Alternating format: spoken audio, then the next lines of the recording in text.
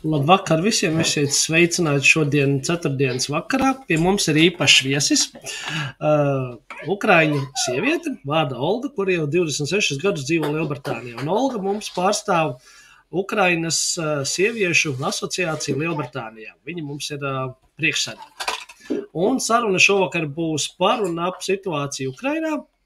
Un sarunu mēs vadīsim angļu valodā. Tā kā, ja jums ir kādi jautājumi, jums droši uzdodiet, un mēs te mēģināsim pārtulkot, vai jūs arī rakstiet angliski.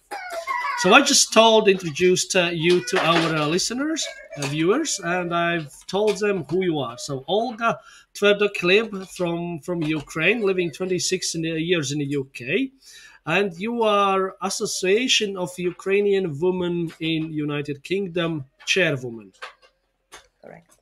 Correct. I'm the head of the Association of Ukrainian Women in Great Britain, Gloucester branch. We have about 16 branches in UK, and one of the branches in Gloucester. So at the moment, I head in that branch. Good. It's always a pleasure to talk to you, and I'm following Ukrainian community here in Gloucester, and unfortunately, you have events at the same time as we do, so it's kind of hard to get to one of your events. So, Olga, you are 26 years in the UK, and regarding this situation with possible war, let's hope it's not going to go that far, between Russia and Ukraine. From which city in Ukraine are you from? I'm from the Ivano-Frankivsk. It's the west of the Ukrainian. How far is from Kiev? It is far away. We are by the Carpathians, so we are on the border with the Poland. Oh, so you're more in the Europe side. Yeah. Yes. I'm kind of say in a safe place at the moment. At the moment. Well, let's hope whole Ukraine stays in a safe place.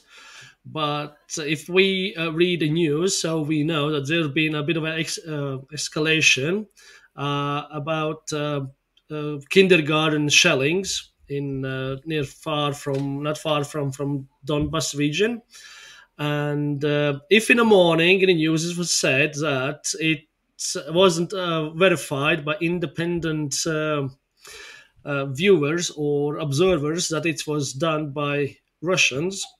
So I've read a few hours ago in the news that Boris Johnson, Prime Minister of the United Kingdom, admitted that it was movement from Russians, say separatists in Donbas, who shelled a small village and hit a kindergarten.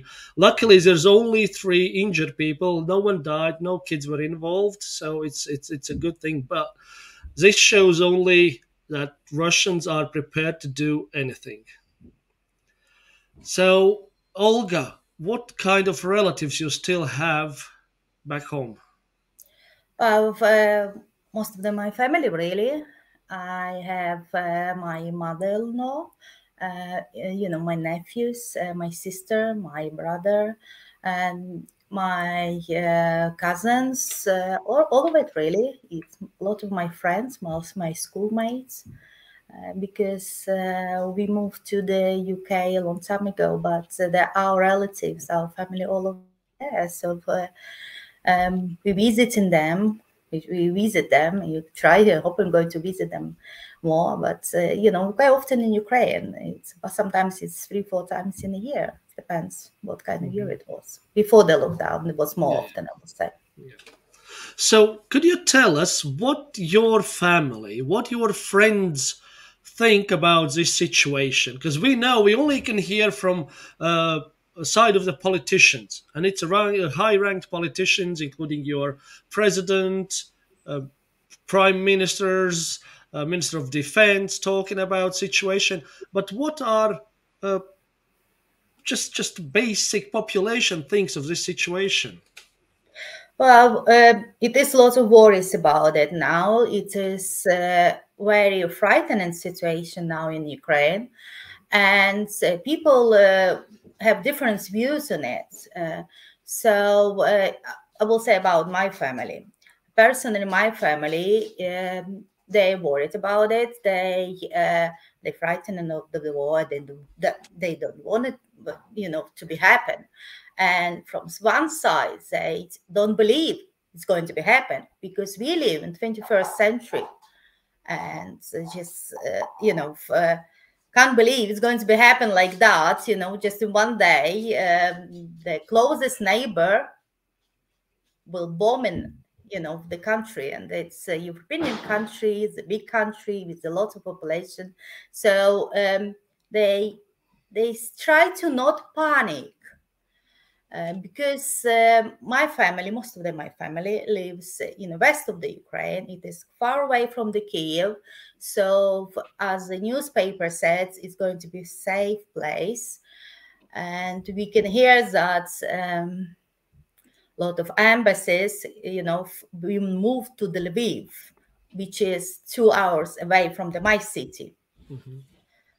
So, but still, they've been told to prepare the evacuation bag, to have to look on a bomb shelters map.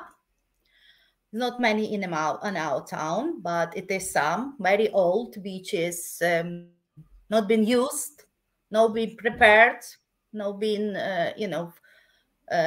not been open for the long time, because some of them left since Second World War. Or most of them, I say maybe all, to say the truth. Yeah. And so some people try to be calm and try to keep their children calm, because it's difficult to actually explain to children what's going to be happen. When you go every day, they still do their life duties. They go to the work, children go to the school, they still cooking, they still cleaning, and do their hobbies. But when they constantly checking the news, checking the phone, same as me, all the time on the phone, checking what's going on, because all this preparing dates, what the people said, news that should be happen really now or yesterday. It is bringing a lot of fears in our life, lots of stress. Mm-hmm. I have friends who lives in Kiev. I spoke to her a few days ago. She had a panic attack. Seriously, she was afraid to come outside, because she heard the plane and she heard the noise. I don't know what that noise was, but she imagined just in her head that it's something not right, and she's afraid of it, because she start packing the bag, and she didn't know what to do really, because it's something what you're not prepared to happen. And to live with a life like that, waiting for something bad to happen, is not right, and is not easy as well. It's not. So it is difficult time for Ukraine at the moment, very difficult. What are people doing? Are they doing like buying a food, say preparing to be in a shelter for a day, a week? Can shops provide with essentials? You have food enough for people, say, to buy in a shop? At the moment, yes, they say it's had enough. I just spoke to my niece, and she said the people start buying, and to preparing, more, because already a rumor go around that prices will go up, because some people start already moving to the west of the Ukraine from the east to the west. So, and people who live there, noticing this. So they start buying the more foods, and I hope it will be enough. But at the moment, it's enough food. I wouldn't say it's something not there, but problem is every day is changing. Mm-hmm. With it depends what's going to happen tomorrow. Yeah. So what resources Ukraine having from Russia? Is it a gas? Is it an oil? Is it a coal? Is there any resources Ukraine are having from Russia? Well, yes, it is a bit of gas, but it's not about the resources, really. It's about the empire of the Russia. That the Russia wants to be, She wants to return that Soviet Union as it used to be, all kind of union, what she tried to build, her own Russian empire, and she doesn't want the Ukraine. She wants Ukraine, just as a territory. But does many Ukrainians believe that Russia is actually invading, not because Ukraine wants to join a NATO? It's just because they want to get back a former, like a Soviet Union back. By invading Ukraine, Belarus probably will going to join them just like that, and then it's just march or to east towards like a Georgia, Armenia, and those countries, and other side, say like a Baltic states.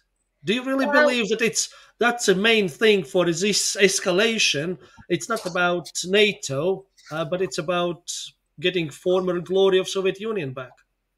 Well, it's my personal view. I can't speak, for other people.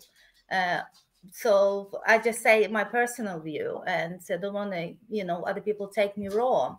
My personal, yes, that's they just wants to build their, own empire as we had the Soviet Union. So that kind of big brother, as we called previously, wants their sisters back. But unfortunately, Ukraine is an independent country, and Ukraine has the right to vote, to do whatever she wants, to go to the NATO, to buy, sell, live their own life, be independent, say, have their own words. Do not ask Russia. Don't ask Russia, I will say Russia, what to do, join the NATO, not, or whatever. It's it's not, problem is with the, Ukraine has the war over 6 years ago now, so they're more, 7 years, from 2014, yeah? So it's never stopped. So when he took the Crimea and east of the Ukraine, he wants the more. It's kind of the, more and more. And until then, he will have all of it. Yeah. Who's the next? Who next after Ukraine? That's the question. Now, at the moment, it's Ukraine. And who's going to be next? Which country will be next? Well, Russia is still kind of looking to get back all the Caucasian region. So probably that could be a next step. But then again, if you talk about 2014, well, if you're going to talk about the second war, the Russians come to the Berlin. So yeah, we're going to stop Putin now. Where is the point? You're going to stop. Yeah. Well, if we talk about 2014, when Russia came and annexed Crimea, whole world stand up and said, we're going to give us sanctions and we're going to make sure nothing ever happens again. So 8 years later, we are at the same situation. Now it's even actually more dangerous. And still, there's only talks about introduce some sanctions against Russia if Russia invades Ukraine. And it doesn't seem like everyone is actually doing anything to stop this one. Unfortunately not. It sounds the same, Yeah. Is he afraid of it? Maybe not. I don't know.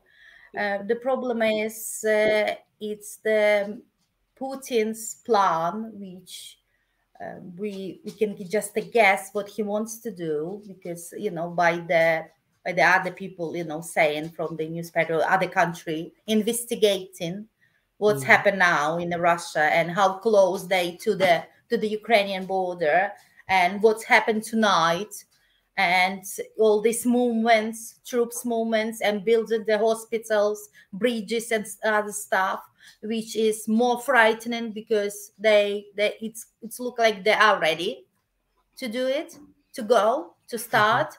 And what we don't know, the Russian themselves, as a Russian people, they didn't want to go as well. They same as the Ukrainian, all other nationality, other humans. They didn't want to go. But other thing is, Yes, but the other thing is that in the Ukraine, as in Latvia or Baltic states, we have plenty of, say, Russian-speaking people living in, and so it kind of seems a bit bizarre that Putin will gonna bombard Ukraine where people who probably wants to join back to Russia are living. He hasn't announced that people, evacuate, say, who wants to join to come back to, say, Russian or make a former Soviet Union glory back. They haven't told anyone to evacuate. Yeah. So it kind of seems silly that he will going to bombard people who actually support him. So it doesn't make, from one point of view, it doesn't make sense that he will going to walk in. But from other point of view of this one is that I spoken to my work colleague who is a former military person, and he said technically, because we need to look into that Russia at the moment haven't done anything wrong. And he explained why. Because at the moment, all the troops are still placed on the Russian soil. So technically, they can park those troops wherever they want, as long as they don't breach any other borders. And that's why it kind of seems that they are just want to intimidate the whole world and put Ukraine probably in a financial difficulties because at the moment we know that insurance companies have cancelled plane insurance. So that means so many companies who provide air traffic, they can't just fly in or out of a Ukrainian airspace. Right, people are panicking that there will be no food, so they are buying all this stuff. They are worried about that probably there will be shortage of cash or money, as probably hackers have tried to already breach some banking systems in Ukraine. So that's all going to cause a massive, without going in a war, that is like a different kind of war. Well, I'm not the politician, so it's maybe difficult for me to say something about it. But I can again send my own views by reading the papers and looking the news. But first, what you mentioned about the bombing the Russians on Ukrainian territory, did it stop him in 2014? No, it didn't stop him. Yeah. Sorry, in the east of the Ukraine, many Russian-speaking Ukrainian live there. Mm-hmm. So when he bombed, he didn't ask the nationality or what language do you speak. So would he stop now? No. That's another one. Of course, he can do whatever he wants on his own territory. Nobody's saying about his territory. Ukraine doesn't want to go on his territory. Ukraine not invited his territory. But as our neighbor, he must tell us why so many troops there. Okay, he explains that they're going to that training, whatever it's called. Mm-hmm. Sorry, yeah. By 20th February going to be end, or 19th or 20th February should be end. So then he says that he's going to some of them going back to the locations, but no. Instead of go back, they brought more in. Troops. Yeah. So that's not true. So he's lying again. And yes, if he keep them there, fine.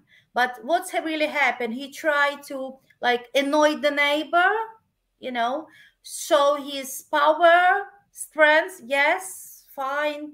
He can do it. It's what I say, it's his right, maybe, or whatever. It's his choice. Yeah. That's the right word. Yeah. It's his choice to do what he wants. But, he can't tell Ukraine to not join the NATO. Yes, that was also, yeah, because that was also. What another one, all that is the east of the Ukraine was being occupied now. The Crimea again. He changed he told all people to get the Russian citizens. Some of them didn't want to do it. Some of them wants to keep the Ukrainian. And we had a lot of lots of video on YouTube and all around media about it, that some people didn't want to change to their nationals. They wanted to keep the, Ukrainian citizenship. So, but no, that wasn't allowed. So why did, if he's, try to defend someone, why he do not give them choice to keep the two citizenships? But again, it's the something, what I'm not expert with, but it's only okay. my view. Yeah. So let's talk about Ukrainians in Great Britain or United Kingdom. Do you know how many actually live here? Well, I don't know. Say the truth. But roughly, no idea how many Ukrainians could be in the UK. I think it was somewhere on the news. It was about 15,000, but I don't know. I have no idea. Yeah, I know that it is a lot. It is a lot. Yeah, it's also based in London, and this. For lots of Ukrainian heritage people, because the Ukrainian associations over 70 years now. So it's a lot of people who was born here but count themselves as the Ukrainian. Talking about people who live in the UK, we heard about a few days or a few weeks ago, or last week, it was a massive protest against the situation in Canada, when people walked in front of a Russian embassy. Is your association planning to do something similar in London? Not as our association, I believe. I didn't hear anything about our association, but I know that the Ukrainians do, because Ukrainian association is not, we have lots of Ukrainians who didn't join the association. Yeah. But they do. They have their own stuff too, and they organize their own stuff. So, and their own events. I know that yesterday in London, by the Parliament, I believe, they've been the big protest, and going to be happen on a Saturday, I think, by the Russian embassy. It is message on the Facebook. It is 3 places where they're going to, and a Sunday will be by the statue of the Volodymyr in the town, in the city of the London as well. So they are organizing events as well, Good. So there will be some. Maybe it is joined with the Association of the Ukrainian as well. I'm not sure. So there will be some protests in London against all this situation. This one has already been done, 2 to go. Okay, so let's hope it's going to be calm and peaceful. I'm sure, but let's hope that. We'll pray for it. Yeah, let's actually pray for that nothing happens, because as we heard in the news, as Johnson and Biden were saying, that Russia could actually intervene into Ukraine any minute from now. So let's hope. I just read that as well. Yeah. So let's hope it's not gonna happen, and that Ukrainians are safe and all well. Thank you very much. What we all do, we pray now. We try to support our family emotionally, and we try to support our family financially as well. Our association, together with the Association of the Ukrainian and all other associations in the UK, which young associations and the churches raise the money now. We start to the Help Ukrainian emergency appeal, which right now we asking people to donate the money for the belongings, the goods and medical equipment. If something going to be happen, we want to be ready to actually supply the Ukrainian with the stuff what we will need for the emergency. Okay. So if I can say something about it, I will. Yeah. So if you carry on, So we start raising the money for the emergency. If for the people who will be injured or will losing their houses, for people who will have no access to the hospitals. We try to raise the money, and we're working together with the Ukrainian church, which is going to be supply all equipment, all goods to the Ukraine when it needs to be. So at the moment, we talk about the like blankets, hygiene packs, food, which we, thank you very much that you put it there on the screen. So basically, if the one person donate the £1 if the 8 people are going to do that, we're going to have the £8. For the £8, we will buy 2 blankets. And for the £23, we can buy the food and hygiene pack for the 1 adult, for supply for the months. And for the £70, it will be for the 4 adults. So you can see there now on the screens that